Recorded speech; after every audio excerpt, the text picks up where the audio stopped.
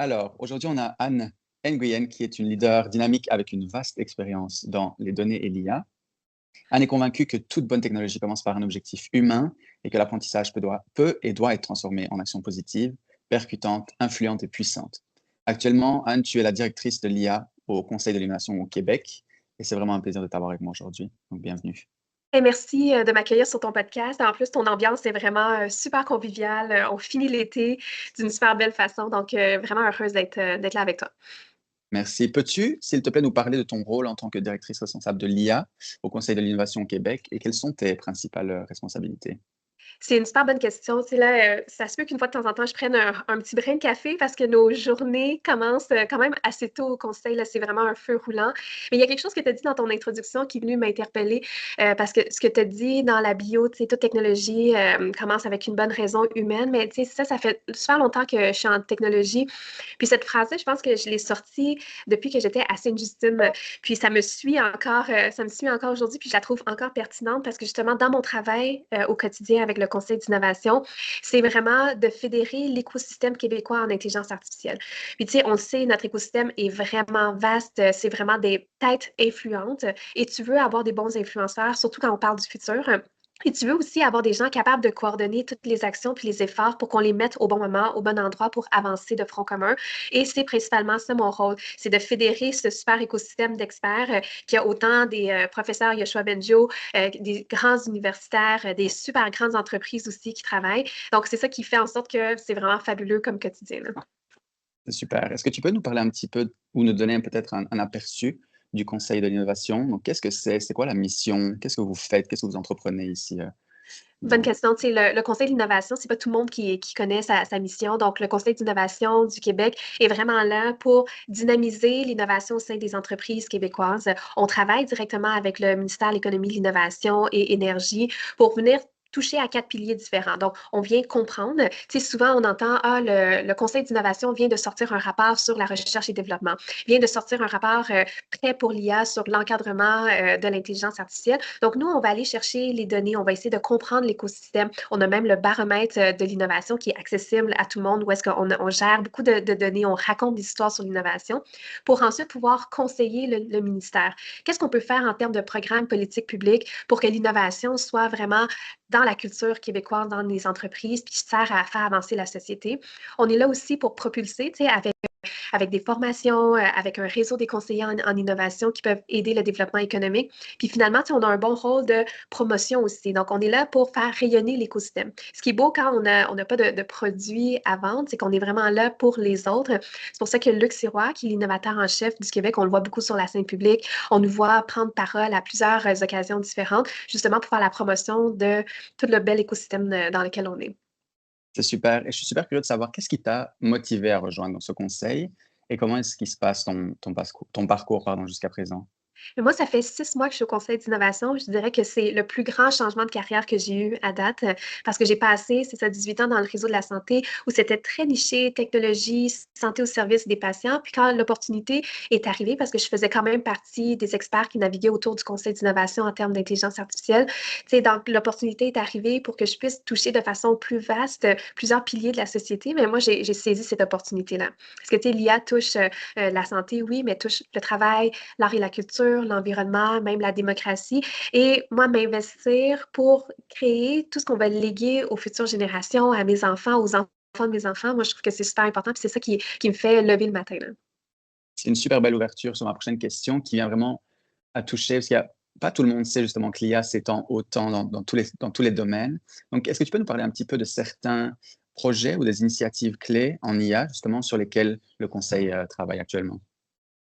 Tu sais, l'an dernier, on a vraiment donné un focus sur une réflexion collective autour de l'encadrement de l'intelligence artificielle. Donc, tu sais, il y a eu le grand mandat que le ministère nous a donné pour dire, hey, réfléchissons ensemble sur le développement et l'utilisation d'une IA responsable au Québec.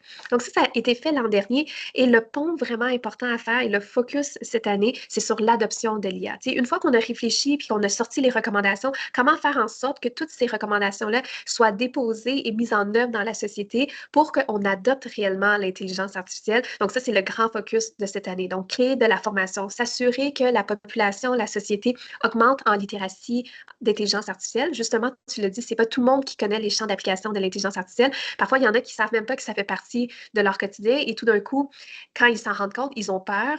Mais nous, on veut pas que les gens aient peur. On veut que les gens soient en plein contrôle. Puis la façon d'être en plein contrôle, c'est de connaître ce qui se trouve entre nos mains et aussi de dire bien, où est-ce qu'on s'en va dans la société? Quel genre d'intelligence artificielle on veut produire au Québec? Puis qu'est-ce qu'on a envie de promouvoir puis montrer au monde entier? Là, et au Québec, là, on sait comment faire les choses. Là. Ouais, c'est super. Et tu as parlé un petit peu justement, donc pour l'instant, vous êtes concentré vraiment sur soutenir l'adoption. Est-ce que Oui. tu peux aller un tout petit peu plus en détail sur comment est-ce que le conseil soutient l'adoption? Donc, tu as parlé un petit peu d'éducation, etc., mais j'aimerais Oui. en entendre un peu plus et aussi savoir quelle est ta vision pour l'avenir de l'IA au Québec, justement. C'est une bonne question. Je pense que tout passe par une saine promotion. Tu sais, dans toutes les technologies, il y a tout le temps la séquence où est-ce que on pense que la technologie peut tout faire pour nous. Ça devient comme une baguette magique. Mais je pense que nous, au Conseil, on a un rôle très pragmatique de ramener vers les cas d'usage réels. Tu sais, comment est-ce qu'on peut intégrer l'intelligence artificielle dans les entreprises pour qu'elle aide vraiment ces entreprises-là à atteindre leur mission, créer de la valeur, créer de la richesse, comment créer des nouveaux emplois. Donc ça fait vraiment partie du rôle du conseil que de rendre la vision plus pragmatique et qu'elle puisse être mise en œuvre. Donc ça, je pense que ça, c'est un des éléments vraiment essentiels. L'autre élément essentiel où est-ce qu'on vient soutenir, c'est de créer cette demande interne parce qu'on veut faire des produits québécois pour les Québécois aussi. Dans le sens où, disons que moi, je suis une entreprise, j'ai envie d'adopter l'IA, mais je ne sais pas par où commencer. Mais le grand rêve, ce serait qu'on sait qu'au conseil, on a un beau marketplace, on sait exactement quel produit existe et quel produit est-ce qu'on peut acheter pour l'intégrer, quel professionnel, quel expert peut être mis en relation pour que l'adoption se fasse bien. Et ça, c'est notre rôle aussi de faire cette promotion-là des beaux produits qui existent déjà au Québec puis qui sont développés au Québec au service des Québécois. Je pense avoir lu sur un de tes posts LinkedIn que vous parliez d'une campagne à l'échelle Oui, provinciale qui vise à sensibiliser justement les PME à l'IA. Donc, tu viens un petit peu en toucher. J'aimerais oui. savoir quels sont les objectifs et les résultats attendus de cette Oui. campagne. Mais là, je te rentre dans mon très, très grand rêve, là. Puis le grand rêve pour moi, c'est qu'en ce moment, on entend beaucoup que l'IA est très montréalais. Ah, c'est Montréal. Ah, c'est tellement un concept de Montréal. Puis, je trouve ça parfois dommage, mais je comprends parfaitement pourquoi il y a des gens qui font, hey, nous aussi, tu sais, on est en Gaspésie, on est au Bas-Saint-Laurent. Puis on en fait de l'IA, puis on a des champs d'application. Donc, mon grand rêve, là, c'est de voir Gaspésie prêt pour l'IA, Bas-Saint-Laurent prêt pour l'IA, Côte-Nord prêt pour l'IA, puis que dans chaque région, on soit capable de dire, voici les vrais champs d'application qu'on peut faire dans l'industrie de la pêche au homard, dans la cueillette des bleuets, dans l'industrie minière d'une région. Donc, tu sais, pour moi, cette application très locale vient chercher l'authenticité de ce qu'on essaye de faire avec l'implantation de l'IA au Québec. Donc, dans cette campagne provinciale, c'est vraiment de dire, hey, l'IA est tellement vaste, il y a tellement de champs d'application qu'on peut mettre à la main de façon authentique chacun de ces champs d'application au goût de la région puis au goût de l'industrie laquelle qui est le plus attaché à nous. Donc, cette campagne provinciale va venir justement soutenir ce grand rêve-là que j'ai d'avoir cette essence-là de chaque région en intelligence artificielle. C'est super. Et ça me fait penser beaucoup à. Je trouve qu'il y a une grande vague qui est démocratiser les données et l'IA Oui. pour l'instant, un Mhm. peu partout dans le monde. Et je trouve que ça rejoint un petit peu cette vague et je trouve ça super. J'aimerais poser une autre question un peu différente. C'est quels sont les grands défis que tu vois pour l'instant dans l'adoption de l'IA pour les entreprises et comment est-ce que ces défis peuvent être surmontés? Donc, tu sais, on connaît tous des entrepreneurs. Tu sais, au Québec, là, il y a tellement d'entreprises. D'ailleurs, on a un grand répertoire d'entreprises qui est directement lié à l'intelligence artificielle. Puis en ce moment, on est presque 800 entreprises qui touchent à l'IA, puis au développement d'IA. Euh, on regarde aussi tu sais, le fait que les entreprises ou les entrepreneurs qu'on connaît, tu sais, on veut les garder, on veut qu'ils survivent. Et ces entrepreneurs-là veulent que leurs entreprises survivent aussi. Donc, dans cette survie-là, qu'est-ce qu'on recherche? C'est le temps. Tu sais, quand tu n'as pas le temps parce que tu as une pénurie de main-d'œuvre, quand tu n'as pas le temps parce que tu as le contexte économique, même si moi, je te dis, hey, adopte l'IA, ça va venir t'aider dans tout ça, qu'est-ce que tu vas me dire? Anne, j'ai vraiment pas le temps. J'ai pas le temps, je sais même pas qu'est-ce que ça fait l'intelligence artificielle. Il faudrait que j'aie le temps d'apprendre c'est quoi. Alors, le temps, c'est un défi vraiment important. Puis, tu sais, on sait que l'IA avance très vite. Puis, je voudrais que, tu sais, avec une baguette magique, je voudrais bien arrêter le temps pour que tous les entrepreneurs aient le temps d'apprendre c'est quoi l'intelligence artificielle. Malheureusement, j'ai pas cette baguette magique-là. Donc, c'est pour ça qu'on travaille fort à trouver des processus, des façons de faire pour augmenter rapidement la littératie en intelligence artificielle pour que le monde ait leur moment. Ah, c'est ça que je peux faire avec l'intelligence artificielle, puis je sais comment l'appliquer dans mon entreprise. J'aimerais te poser une question très simple. C'est quoi Oui. l'IA alors? Ah oui, les questions les plus simples, là, c'est les questions quand même les plus complexes à répondre. Tu sais, pour moi, l'IA, c'est un outil technologique de plus qu'on peut utiliser comme levier de développement. Tu sais, l'IA, c'est pas, ça devrait pas être pris comme une solution pour être une solution. Ça devrait être pris comme solution lorsqu'elle est appliquée à une problématique. Par exemple, tu sais, quand tu as un processus de travail où tu es capable d'automatiser ou optimiser ou même utiliser un engin propulsé par l'IA pour t'aider dans ton quotidien, mais ça devient un outil puis un levier technologique pour y arriver. Mhm. Comment est-ce que, donc on a commencé un petit peu au début de cette entrevue à parler justement donc des impacts de l'IA et qu'on essaie Mhm. d'avoir une IA responsable. Comment est-ce que vous vous assurez au Conseil d'innovation que les technologies d'IA qui sont développées et promues par le Conseil restent éthiques et sont vraiment bénéfiques pour la société? Oui, c'est une bonne question. Et tu vois, dans la réflexion collective qui a été faite l'année dernière, qui a mené au rapport Prêt pour l'IA, un des cœurs même de la définition de l'IA, c'est une IA responsable. Puis ça passe par la transparence, puis ça passe par l'explicabilité. La transparence, c'est tu es capable de savoir comment un résultat est arrivé. C'est quoi les données qui ont été mises à l'intérieur? C'est quoi l'algorithme qui a été utilisé? Puis ça c'est un défi parce que tu peux dire, ah, la transparence à tout prix, oui, mais il y a quand même de la propriété intellectuelle. Il y a quand même, tu sais, tu dis, hey, si je montre tout ce que je fais comme entreprise, mais il y a peut-être une autre personne qui peut venir voler mon idée. Donc, comment tracer la ligne entre la bonne transparence, la compétitivité et mener le pont vers l'explicabilité. Être capable d'expliquer quelque chose, puis ça, on se le fait dire depuis qu'on est en maternelle. Ah, quand tu comprends quelque chose, tu es capable de l'expliquer. Bien, c'est ça l'explicabilité. C'est être capable de se sentir en contrôle, puis dans toutes les connaissances pour être capable d'expliquer comment ça se fait qu'un résultat est arrivé et comment je peux l'appliquer quand c'est opportun. Donc, quand tu lis le rapport, il y a beaucoup cette notion-là de transparence et d'explicabilité. Et je pense que de plus en plus, lorsque la société va monter en littératie, en IA, ça va devenir plus facile d'atteindre ces objectifs-là. Quels sont les conseils que tu donnerais aux jeunes professionnels ou même à d'autres professionnels qui Mhm. souhaitent justement se diriger vers une carrière dans l'IA? Oui. Euh, y aller avec authenticité, dans le sens où l'IA est tellement vaste, il y a tellement de façons de s'impliquer dans le développement, l'implantation de l'intelligence artificielle qu'on a besoin de tous les talents. Est-ce que tu as besoin nécessairement de savoir coder pour être en intelligence artificielle? De nos jours, non. Il y a des gens, tu sais, ce sont toutes des équipes multidisciplinaires qui sont en train de se mettre en place. Donc, il faut arrêter de se sentir imposteur et non impliqué versus, hey, j'ai mon rôle à jouer dans ce développement de l'intelligence artificielle.